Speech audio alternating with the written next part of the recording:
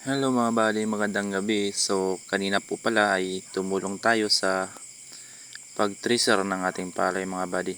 So ayan, ako po yan andyan naglalagay ng palay sa tracer mga buddy. Tumulong tayo mga buddy kasi wala naman tayong ginagawa dun sa city, kaya umuwi tayo para tumulong mga buddy. So ayan, ayan yung kuya ko at yung pinsan ko andyan sa likod mga buddy. So yung ate ko pala nagbibideo nito mga buddy, kasi dumaan siya.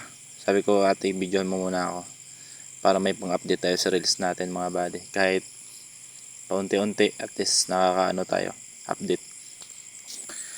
So pasensya na kayo sa boses ko mga buddy kasi medyo pagod tayo kasi naabutan tayo ng gabi dun sa sakahan mga buddy. Gabi na tayo nakauwi.